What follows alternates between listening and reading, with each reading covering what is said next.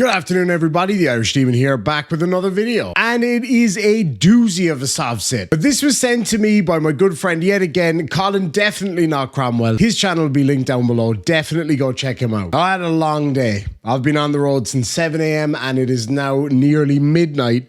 And Colin sent me this. I was dying to get home to see and make this video. I don't really have to say a whole lot during this one. This guy kind of says it all for himself. So check it out. I'll catch up with you guys at the end just before I fall asleep. You can probably see it in my eyes. I'm pretty darn tired. But here's the thing. If you'd like to hear a little bit more about what I have to say about this video and what my friend Colin has to say about this video, join us in the next couple of days for a live stream. I'm going to be doing a really special live stream. I just hit 50,000 subscribers and 10 million views on this channel. Absolutely huge milestone for me.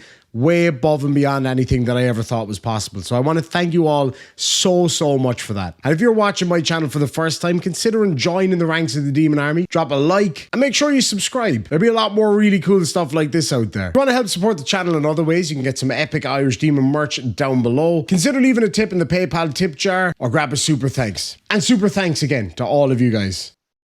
I am the living man. I'm not a man. I am a living man. Known by the name of that. Sure. So listen, for purposes of communicating with you, I'm going to call you Mr. Martin. I can clearly see that you are a living man because you're talking. Most dead men don't talk. So, Mr. Martin, this is case 231510OT, people of the city of Taylor versus Eric Martin. Today's the date and time set for your motion for return of moped and also a motion to dismiss the cases. This is your motion, sir. Go ahead. Have you read the motion already? Yeah, I've read the motion. I'm just asking you, are you standing on, are you just going to stand on the motion that you filed, which is fine, you can do that. I was giving you the opportunity to make oral argument if you wanted to. Right. Well, just first, I'm going to say on the so-called charge against me, I am entering a special appearance. Okay, that is in no way a general jurisdictional granting appearance. I challenge the jurisdiction of this court. The contract that I have knowingly, willingly, and voluntarily entered into with this court that grants any jurisdictional authority over me as a living man. If there's any such contract with the court, I demand the court present it. I also want to say I'm here by threatened arrest. I'm not here willingly. Like I said, threatened arrest is the normal. If you don't show up, arrest warrant, etc. Now in response to what I have to say about the motion.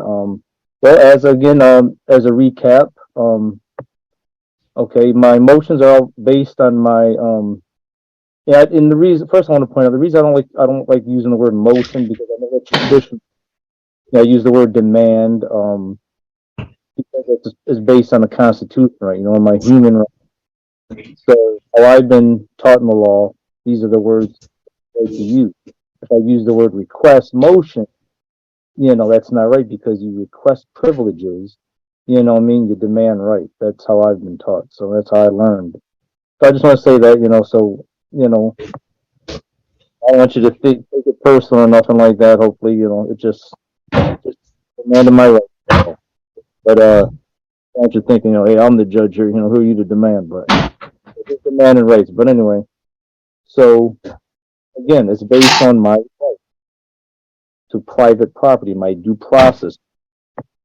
Which is in the due process of the Michigan Constitution. No state law that they are trying to use have wrote up about it, justified my Constitution. And to do is try to use state statutes, unconstitutional state statutes, but that doesn't justify my private property. Why it didn't justify depriving me of it then, and not continuing to deprive me of it now. I do not need to pay no money for it back from the towing place. Again, that's based on my constitutional and human and God-given rights to enjoy my private property.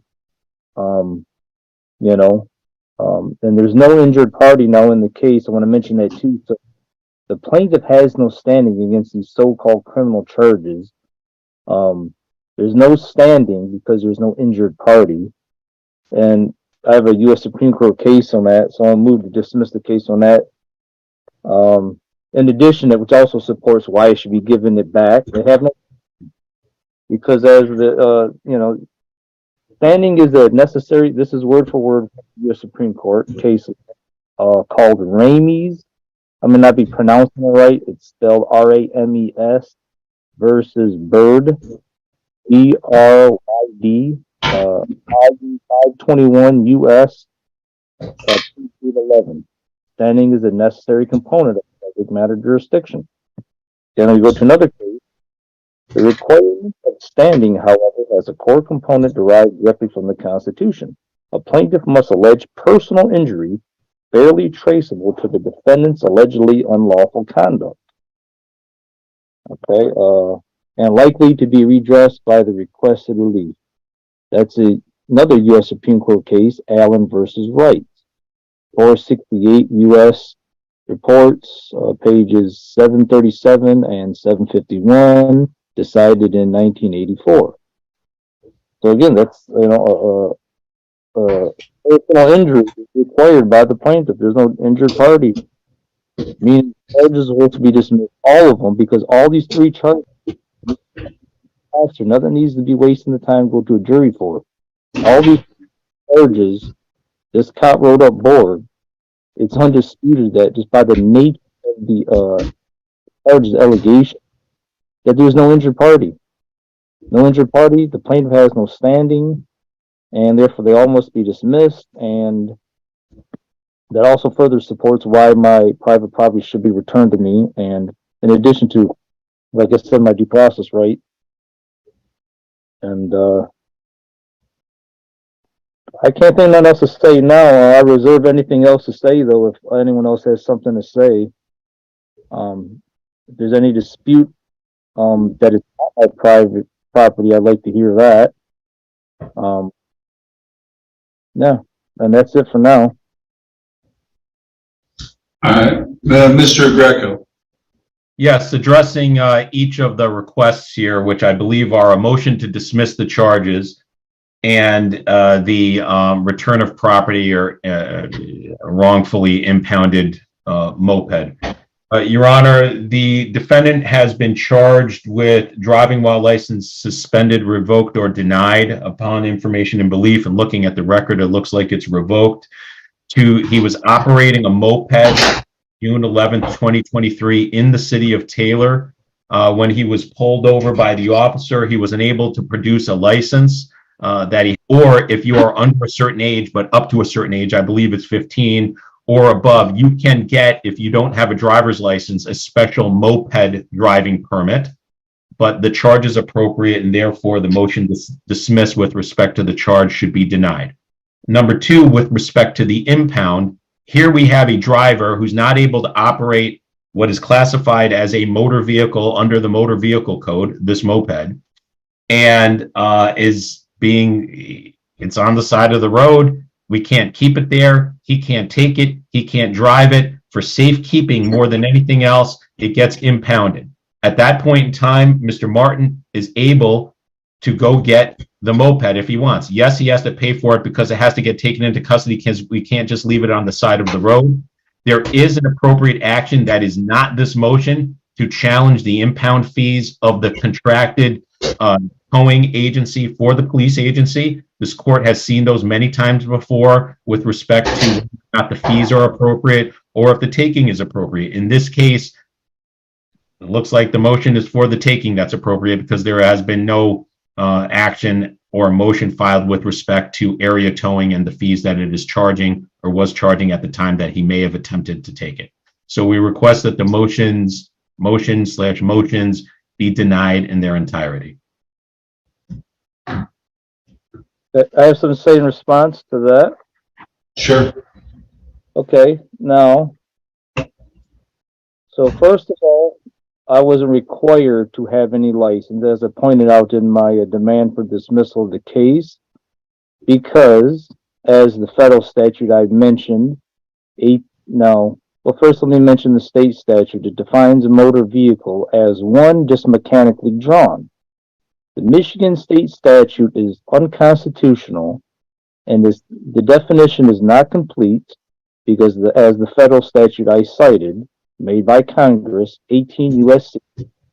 31 subsection 6 and 10, makes it clear the definition of motor vehicle by the federal statute is one mechanically drawn and used passenger property for profit, which I was not doing. They do not have evidence that I was doing that. Article 6 of the U.S. Constitution is clear that federal statute that is named off is supreme law of the land, okay, right along with the Constitution, and also mentions treaties of the United States, is supreme law of the land. Therefore, it overrides their state law statutes that they're relying on. Therefore, the state statute is unconstitutional. It's not a complete definition of it. And also mentioned the U.S. Supreme Court case that I cited also supports this definition of motor vehicle, something we need a license for or not. Because as the U.S. Supreme Court said in the cases I cited, that the people have a right to travel. This is a long recognized right. Constitutional under the Due Process Clause, the right to life, liberty, or property. That's one of the liberties we are entitled to. A right, not a privilege. We need to request the DMV for as a book lawsuit to make changes because of this. So cops stop relying on this, and people stop being harassed exercising our right to travel. But anyway, it's the right to travel. And they said specifically, in the right to travel is as long as you're not doing it for profit, okay, carrying passenger property for profit, we do not need a license, registration, or insurance. The U.S. Supreme Court cases I cited, and there's many more that and there's many more exist out, say the same thing. Don't need a license. The state statute is unconstitutional. And as far as paying a fee, I'm going to cite off a case right here. No state shall convert a liberty into a privilege, license it, and charge a fee therefore. Murdoch versus Pennsylvania, I relied on this case also. It's volume 319, United States Reports, page U.S. Supreme Court. You don't pay no money for the exercise of the right. You cannot be charged a fee, and you cannot convert a liberty into a privilege. But this is what's going on with the state statute. See, they're assuming everyone's driving a motor vehicle or not. See, there's a difference between a motor vehicle, which is just one used commercially for profit, such as a DoorDash driver, a taxi driver. That's when you're technically driving a motor vehicle. When you're not doing it for profit, which is what I was doing, going to Walmart or Joyride, whatever I want to do, go to work, that's not for profit. That is what's called traveling, and this is terminology from the U.S. Supreme Court themselves, along with other law mentioned. It's called traveling in my private property. There's a difference, there's a difference how it's used. That's one of the legalese tricks. Whoever excuse my terminology, whoever the scumbags was that made this stuff, because I think it was intentional. It's an intentional evil plan with this legalese that's being used. So the average person don't know what's going on. It's a shame. And they're trying to use this legalese trickery terminology to violate people's rights and trying to convert them into privileges by using words people know what they mean. Yeah, but so basically, once again, summing up, I'm all within my right to travel. It's stealing my personal property. The state statute cannot justify stealing my private property, which is why that record should be represented criminal charge the cop. I made asked him to file the charges on the cop for this, and he refused. So it's like he's also shown his discrimination and wants to prosecute non-cops, but you don't prosecute cops. You know, and also, finally, he did not, Greco did not, respond and therefore waived his response to my no injured party, defense. So therefore he waived it, and I'm on that argument. And that'll be it now. With I reserve my right to respond back to anything he may say that I haven't said already. I've heard from both parties. Mr. Greco, was there anything further? No.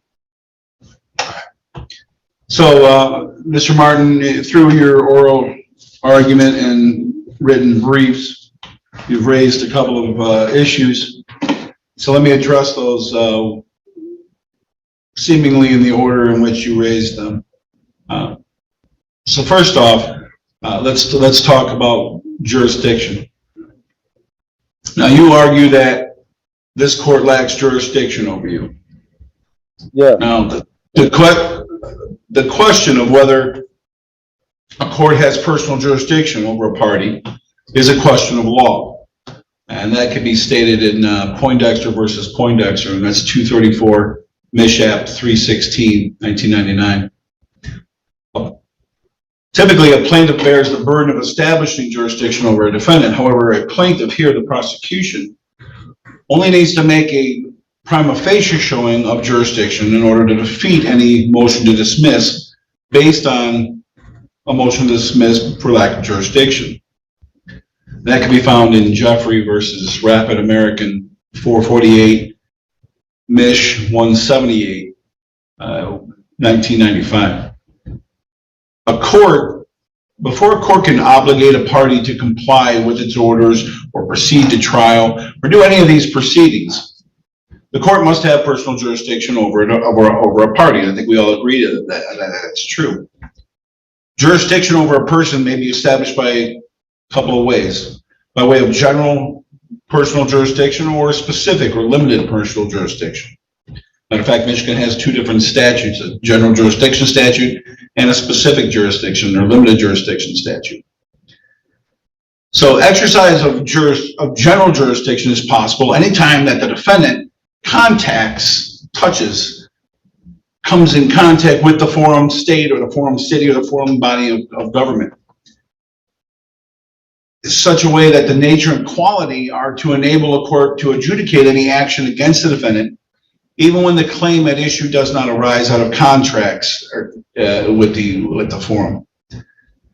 Here, and if we look at the Michigan General Jurisdiction Statute, which is MCL 600.701, basically it states that the existence of any of the following relationships between an individual and the state shall constitute a sufficient basis of jurisdiction to enable the courts of record of the state to exercise general personal jurisdiction over the individual or his representative, and to enable such courts to render personal judgments against the individual or representative.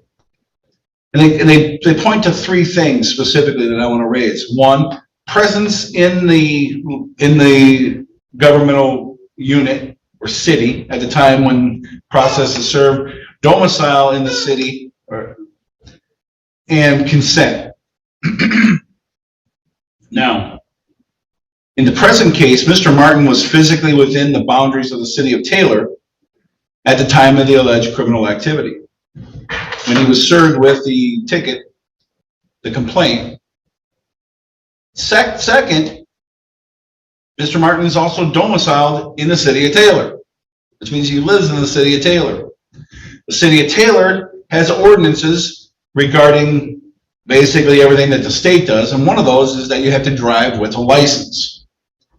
So I do find that there is personal jurisdiction over you. You availed yourself of the use of the streets here in Taylor. You live in Taylor, and you were served in Taylor. Therefore, you fall under the jurisdiction of the Taylor Court here, which is the 23rd District Court. As for standing, now standing is a legal term that people like to throw around, and well, you don't have standing. Standing is a legal term which basically determines whether a party can bring a lawsuit or has a right to do so. Standing is not about the issues. It's about who is bringing the lawsuit and whether they have a legal right to sue. So if you are suing your government, if you have no damage, if you have no harm done to you, why are you bringing a lawsuit? Here, this isn't about harm. This isn't about a civil suit. This isn't for some violation of rights. This isn't a claim for money damages because you weren't allowed to live where you want to live or marry who you want to marry or some other form of federal type of a situation that's a constitutional based or a tort based thing. This is a governmental unit doing their job under the Constitution to enforce the laws of their cities and states. The standing that they have is that they can show by preponderance of the evidence, they can show that there is probable cause that you committed, that there was a crime committed and that you committed the crime in the city of Taylor. That's all they need for standing. That's all they need is that, and along with personal jurisdiction. We've already established that there's personal jurisdiction. So as to your standing argument, there is no standing argument there. As for abandoning the vehicle or impounding the vehicle, under Michigan Compiled Law 257.252A about abandoned vehicles, it specifically states a person shall not abandon a vehicle in this state. So if you are arrested or you are using something as the instrumentality for committing a crime, well, you have a right to a trial. But that evidence has to be preserved, and they can't just leave vehicles laying around on the side of the road. As Mr. Greco rightfully stated, it's for the protection of the evidence, and it's also for a protection for you because, well, you can't just leave it on the side of the road because I know it's hard to steal a car, but if a moped, someone could just pull up, throw it in the back of their pickup truck, and now you're without a moped. Then you might have a lawsuit against the city for not doing their job of having it impounded and protecting your vehicle, protecting your moped. So that's why it's taken. Your moped is in safekeeping, and that's what they're supposed to do. So under the abandoned vehicle statute, they do have a right to do that when there's a crime committed. So now that brings us to our last point about the fact that you think that there's an underlying reason why this should just be dismissed outright, just a general dismissal, because you have a right to travel. You do have a right to travel. Matter of fact, the right to travel is a fundamental right. And we can freely use the roads, since why? Well, they're funded by tax dollars. However, the privilege to drive a vehicle can be conditionally granted even, based upon being licensed, based on following the laws that are set forth by the government. Driving is a privilege that a state can prohibit if they consider it. You do not have a constitutional right to drive a vehicle. You have a right, you can walk your happy self all over the state. You can Forrest Gump that thing all the way from one end of the country to the other. You can go ahead and jog your way back and then back again. You can't drive a vehicle if you don't have a license. I'm going to go to Florida. I'll give you a free, how about if I am, let's just say a hypothetical, I'm going to give you a free trip to Florida, Mr. Martin. All expense paid, and there's no air fees. Because I have a private jet, but I'm the pilot. You gonna fly with me? I've never even taken a class about flying a plane. Don't even have a pilot's license. But you know what? I got a right to travel. I'll fly a plane if I want to. Does that make any sense? No. Why? Because planes can crash and kill people. Planes can crash and kill people. Cars can kill people. We want to make sure people are licensed to drive vehicles. Why? Because you're interacting with other vehicles that weigh thousands of pounds that are moving at rates of speeds 30 miles an hour and higher. There's literally a National Traffic Safety Administration. Why? Because it's a dangerous situation. Yes, we need it, and yes, it's necessary. But because of that, the driving privilege can be revoked. The right to drive a motor vehicle can be revoked. The right to have, trust me, I'm the most firm believer in the right to keep and bear arms. But if you're not mentally in the right state of mind, or if there's some sort of reason why everyone has agreed that, you know what, this guy should not be having any weapons. He's threatening to kill himself. You know what, for his own safety, let's get the weapons out of his hand. Now, the reason we have weapons, it isn't so we can go hunting, it's so we can protect ourselves against the usurpation by our despotic government of any of our rights. I get that, and I understand that. But at the same time, I'm not going to fly in a plane with a pilot who's never even taken a class, doesn't have a license. And that's why driving is a privilege. It's based on the character and nature of the activity. Yes, you can travel, you can ride a bike, you can pedal yourself around, you can walk anywhere you want to. You don't need to show your papers when you go from Michigan down to Ohio. Your papers, please. This isn't Russia. But you can't drive if you don't have a license, if that state requires it.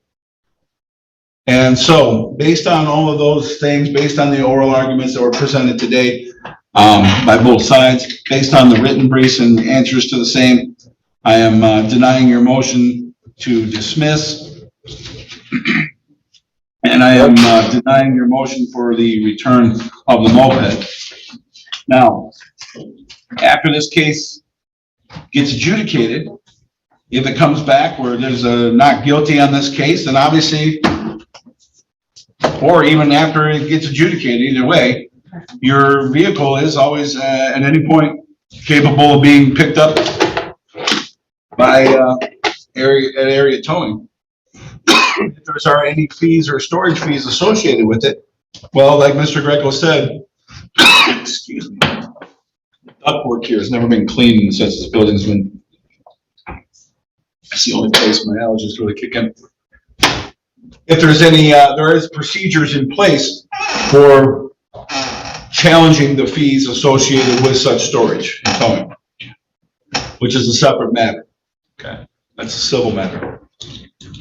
So this case is going to be set for a pretrial. We do have it.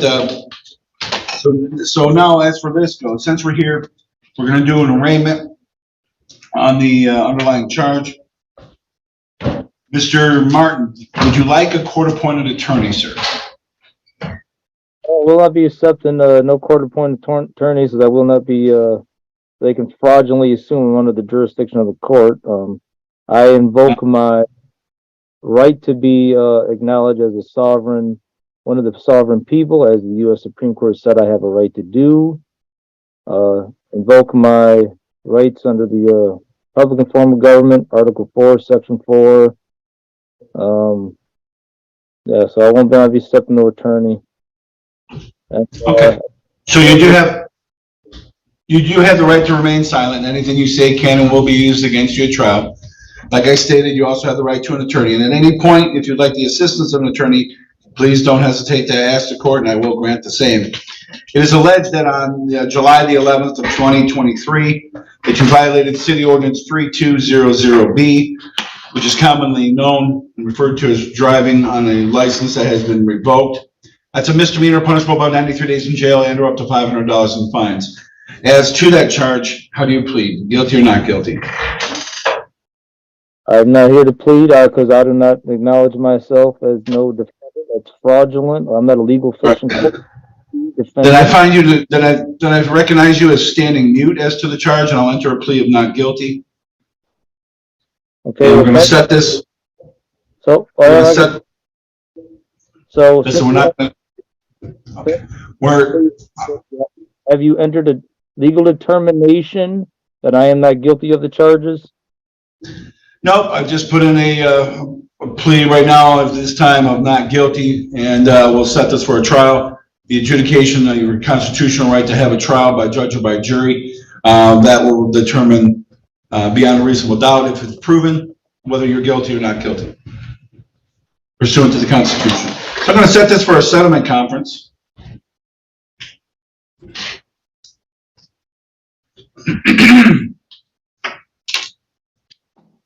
And you'll be given the date and time and the notice for the settlement conference. That'll be by Zoom. Okay. I still have some things to say in response to what you said today. I still have some, still have some responses in response to what you said today. Such as, is it okay if I say it now? Your response to What you said today, after we made the argument some things. Still have some things to say in response to that. Oh, you're okay, saying you would like to make a response to the ruling I made with regard to your two motions? Yeah. There's no response to be made to it. I mean, if you'd like to make a record, you're more than welcome to file any motions that you'd like under the court rules. But Well, that was merely my ruling as to as to the two motions that were in front of me. The motion for return of the moped and the motion to dismiss. So, Mr. Greco, if you would put that in order. I object to it, and I have some more to say about that, and that is, what I'm saying, sir, hang on, because and I'm not trying to cut you off. I'm trying to protect your constitutional rights. Because anything you say can and will be used against you. I just wanted you to be aware of that. Okay. I got So you. what I'm saying is, I'm not gonna change the ruling today. If you want to file a motion for reconsideration, you can do that. You have the right to do that under the court rules. And we'll set it for a hearing. All right. Now, I might not remember everything because you said a lot of different things, and it might be hard to remember everything and respond. But I still got some things memorized. I want to say now, so I want to say them. That is. You do also, and like I said, at any time, if you'd like a court-appointed attorney, I can give you a court-appointed attorney. But you could also order a copy of the transcripts. So that way you don't have to remind yourself of anything. You can just, everything that was stated is already on the transcripts. That is, they try to charge money again. Again, it's a big monetary thing. You know, it's trying to turn rights into privileges, charging money, Well, and I don't have money for that. It's not about charging money. When I go to the store, I don't just get to walk out with bread. I mean, I got to pay for the bread because somebody made the bread. So somebody has to type a transcript. So, well, this is also on YouTube. So for all my YouTube watchers out there, hey, how you doing? God bless America. You can also watch a copy of YouTube. It's supposed to be deleted by 8 o'clock tomorrow morning, but God knows it won't be because it's my cases. So you'll be able to watch it probably for as long as you ever want to. So you can see it again. I'll make sure I check it out. But anyways, I still want to finish. Let me finish what I have to say. Let me respond to what else you said. Now, you mentioned we have a right to travel, but we don't have a right to drive a motor vehicle. Okay, now, on the terminology,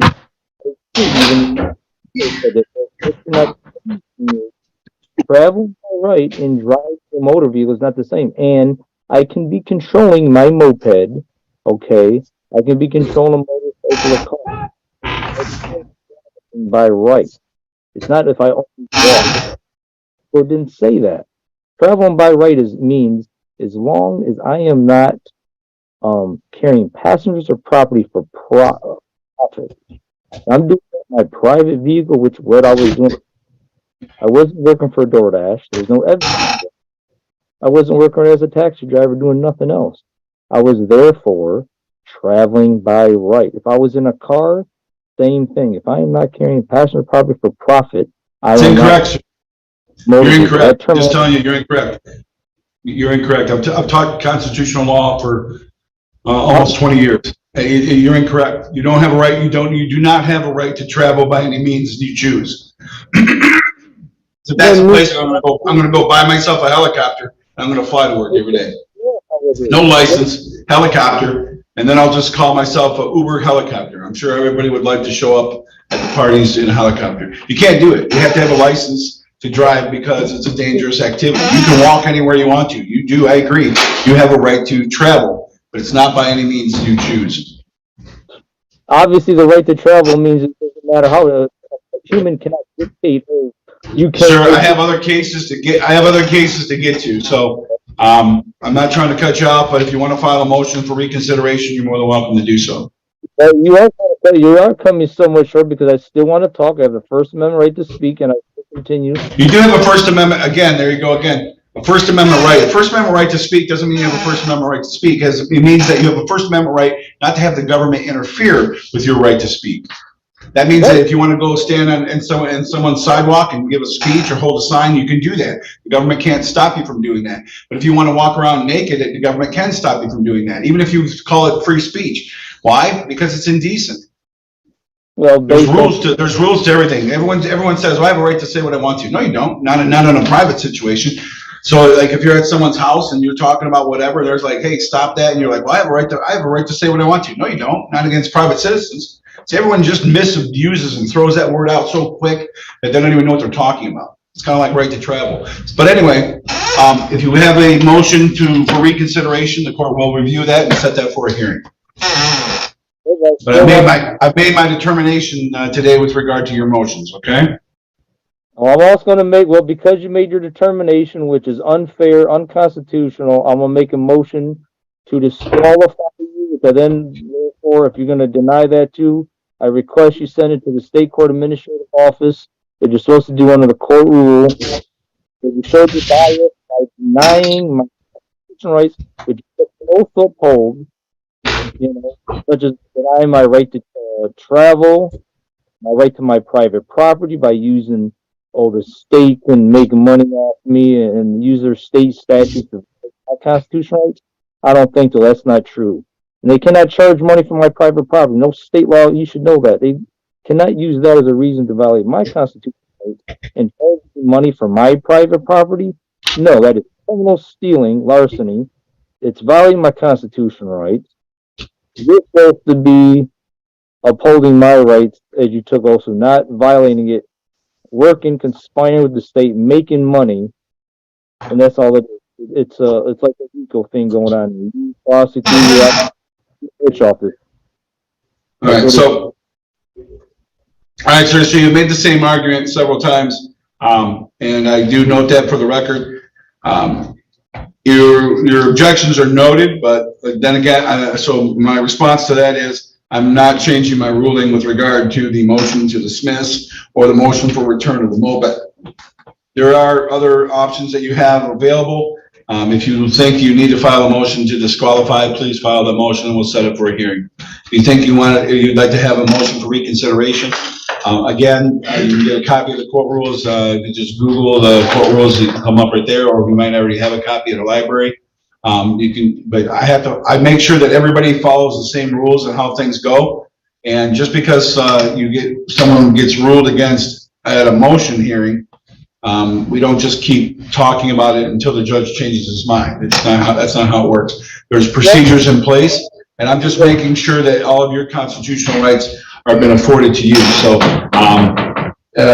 you have several options of how you can proceed, but right now this case has already been heard and decided, and we're going to be moving. The court's going to be moving on to other cases that need to be taken care of.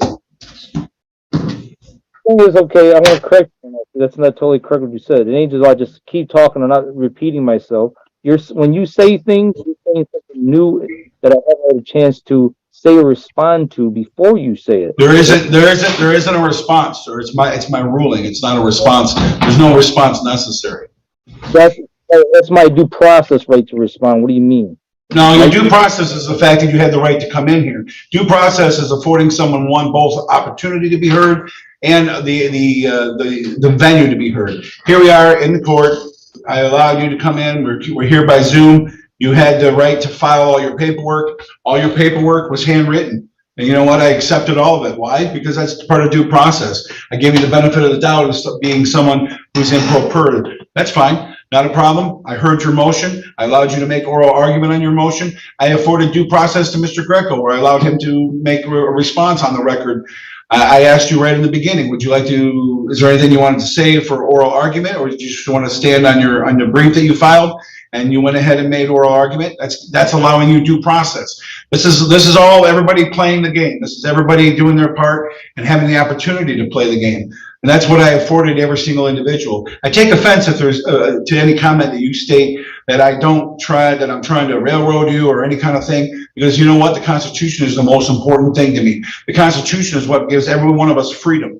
Constitution is when I get woke up in the middle of the night to sign a search warrant. God bless them. God bless them. Thank you for waking me up in the middle of the night to sign a search warrant. You want to know why? Because that's the Constitution breathing. That's the Constitution doing what a bunch of guys back hundreds of years ago said, you know what? This is what freedom is about. So you know what? I take offense to anything like that. So if you'd like to file a motion for disqualification or for reconsideration, please do so. But at this point, your case has been heard, a decision has been made. Thank you, Mr. Martin, and have a good day, sir. But, well, okay, again, you did allow me some time to. Well, folks, there we have it. Now, there is a lot to say about this one, so definitely keep your eyes on this channel. Hit that subscription button, hit the bell icon so you'll be notified when I go live, and myself and Colin are going to have a chat about this one and break it down. I really hope you enjoyed it. If you did, make sure and hit that thumbs up. And a massive thank you once again to Colin. Sodja, folks.